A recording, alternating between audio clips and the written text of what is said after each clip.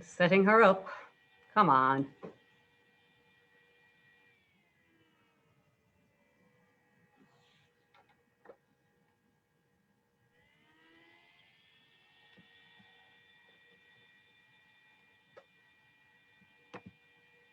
Oh dear, are you still there?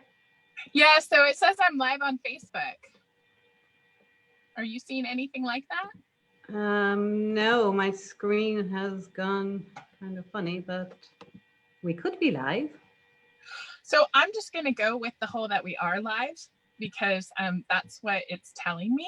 Okay, well then I guess we are live. I can't see anything right now, but we'll go for it, Catherine. Let's go for it. Yeah, I can't see messages or anything, so I'm not sure if we're on our own or not, but we'll kick off.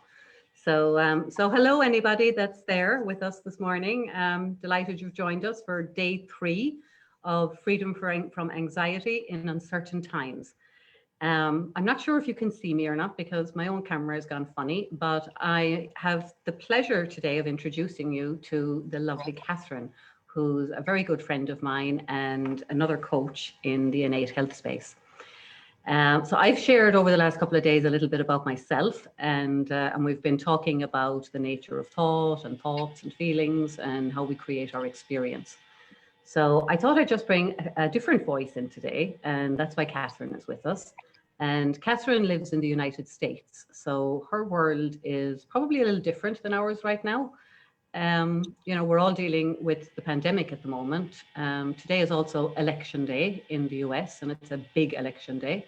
So Catherine's living in all of that media that's going on around that as well. And she's also living in a part of the US where there's a lot of rioting against racism. So there's a lot of storms in Catherine's outer world at the moment. And I thought it might be helpful for all of us to hear from Catherine about how she can sustain her peace of mind with all these storms happening around her. So, Catherine, welcome. And I'm going to hand it over to you. Fantastic. Thank you, Jan. Good morning. When you describe it like that, suddenly my heart starts pounding and my hands start shaking, and I'm like, wait, what kind of world do I live in? Like, wait, what's happening? And gosh, that's just such a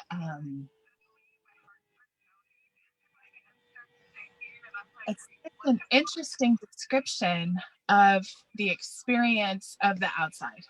Like, absolutely, that is the world that I woke up to this morning. I am in my car. If you can see my fancy sticker, I was at the polls this morning when the election, when I was able to vote. I was there waiting with about 150 other people, and really made sure that I showed up today to life and did what there was for me to do. And I think that that in itself is a huge piece to finding that calm, that inner peace, that sense of clarity in the midst of all of the confusion of whatever is occurring in the world around you.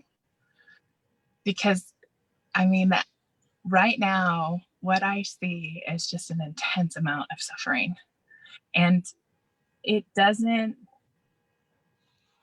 mean that I'm not that I can't feel it. Like, I'm not immune. I haven't like suddenly not become human. Like, I haven't transcended the human experience by any stretch of the imagination. But I look back to, who I was a year ago when I met you, and what my experience of life was like, how it really felt so personal, and that my head was constantly sped up, and that the stories that I was creating about what I saw around me, it seemed real to me. It felt real to me. And similarly to your story, my means of dealing with that experience was to just try and control everything. And that level of just constant surveillance and always paying attention and trying to be the one who just is in charge of the entire universe, that sheer exhaustion and the feeling that creates in me and in my life is just heartbreaking. It's misery. So I'm sitting here today in the midst of the chaos that you described in a world that has literally been turned upside down. And my experience of it is none of those things. I see all of that happening. It's almost like I'm standing in the eye of the storm. And it's like, I see it. I go on Facebook and I look at my friends and I see how scared, how frustrated, how upset, how I just, the absolute outpouring of emotion and grief and frustration because of where we are right now and what they're absolutely certain is going to happen next. The anxious thinking and the story of the world that they are certain is going to occur because, and I want to sit and I want to hug and I want to hold hands and I just want to reach out and say, no, it's not like that at all. Because the world that we create is the one that's right in front of us. The world that we know is exactly what's going on right now. And tomorrow is going to happen, right? God willing, right? The sun will hopefully set and rise again. Hopefully we'll all live to see it. But the impact that I have on the world that is created tomorrow is close to none. The only impact I can have is on the world that's in front of me today. The only place that I can truly focus my attention is on the world that's in front of me today. And when I can get present to the moment, the peace that comes with that understanding is just phenomenal. Like that's what the game is. I mean, that's winning. that's really playing full out because my attention and my awareness is available for whatever's in front of me. And maybe that is changing the world. Maybe that is getting everyone in this city to vote. Maybe that is introducing ideas to what life could look like when we stopped believing the stories of being afraid and started to see that the world is so much more than we ever imagined it was.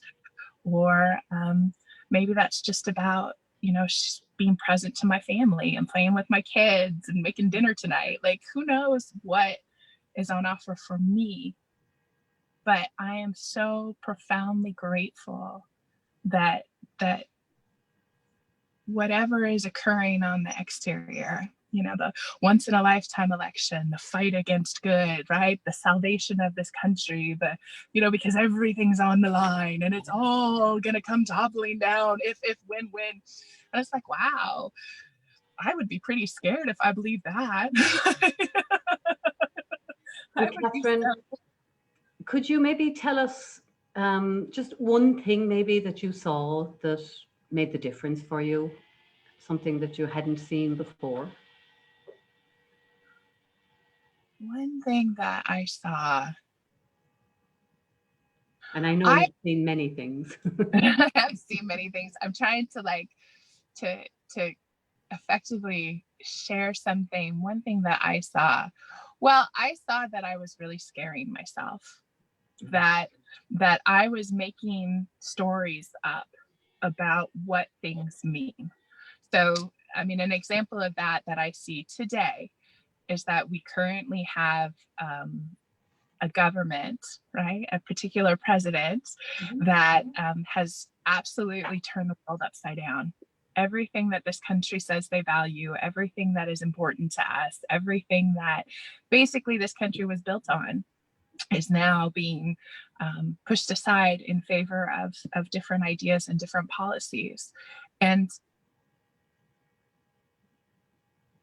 there's this idea that if we don't do this thing, if this outcome doesn't look this way, then all hope is lost. That is the end of it. Like, it is over. And it's just like, well, that's just interesting because I'm curious about that. Like, our entire world is going to come toppling down just because this particular person was able to get reelected, or this particular body of government was able to retain power. I mean, certainly there are consequences, and I'm not demeaning the impact that those consequences are going to have on people. but the short-sightedness of it, the inability to really just step back and look at what's possible in life, and that, you know, the term of a president or the term of a government or the way that people think, all of these things continue to change. And so, and maybe it's not time, and maybe there are people that are so afraid of life and so afraid of giving up control and so afraid of seeing it any differently that they're going to just hold on to their narrow beliefs and never ever look up and see that, hey, no, there's more out there for you. So I saw that. I mean, I saw that it's just fear. I saw that it's just people that are so afraid, and it is their best thinking. They are holding on to the world that they know with both hands, because what they've been told about the unknown, what they've been told about what's possible, is terrifying. So why would you? Why would you give up the comfort of what you know, even if it's not working, for the comfort of, you know, the unknown? Because who knows what's going to happen. And we're so certain that with the media and the constant conversation that, oh no, it'll be bad. Like what comes next is not safe. It's not good. It's not going to work. It's just going to be terrible. It's going to be awful. Be afraid. Like, stay here with me. And it may be uncomfortable. You may not like it, but it's better than the unknown that's really scary. And it's like, yeah, none of that's real. Yeah, I think that's a really important one. And, you know, I love when you say that's people's best thinking, because I truly believe in my heart that every single person walking this earth is doing the best they can based on whatever thinking they have. And particularly when we don't know not to believe our thinking and not take our thinking as fact. The other thing that I'm loving that I'm hearing you talk about is the fact that there are so many possibilities. There are infinite possibilities of what can happen going forward, you know, in terms of the racist issues, in terms of, doesn't matter who gets elected, doesn't mean anything in particular is going to happen. We don't know what's going to happen. The same way we don't know what's going to happen in our own lives tomorrow or the next day or next week. We have plans, of course, and we all make plans, and that's a good thing. But we kind of have to be willing to throw the plans out the window and go with the flow a little bit, because life has a funny way of throwing us curveballs. And I think this past number of months has been a great way of showing us that. So yeah, no, that's fabulous. Thank you so much, Catherine. That's really, really, really, really insightful. As I said, we're having technology difficulties today, so I'm not even sure if anybody can hear us or not. I hope you can. I'm not seeing any comments coming through or anything today, but that's okay. They could be coming and we're just not seeing them. So I hope that you're getting something from this conversation today. And I really want to thank Catherine for coming along on such a busy day today. I feel honored to have you here on Election Day in America. So thank you, Catherine. It's also really early in the morning for Catherine. It's like 7 o'clock. Is it 7 a.m.? Yeah, just gone 7. Yeah, you're probably hiding from your children in the car, are you? I am. Before you go in and do some homeschooling. We've been locked down since March. So, yeah, I know. Yes, the only escape that I have is to kind of be in the car. But yeah, and you know, it's really interesting, Catherine, because what prompted me to do this 30 days online or lives was because I see so many people out there whose worlds are getting really small since the pandemic. And, you know, and again, it's because of what's going on in their internal environment. So I think it's wonderful that, you know, it's not just me that has a different view on it, and that I feel okay during the pandemic. I still feel alive, and I still see lots of hope for lots of possibilities in the future. And, you know, what will happen, I have no idea, but I am confident and sure and know for sure that anything is possible. So when we remain open to the possibilities, that's really helpful. Yeah.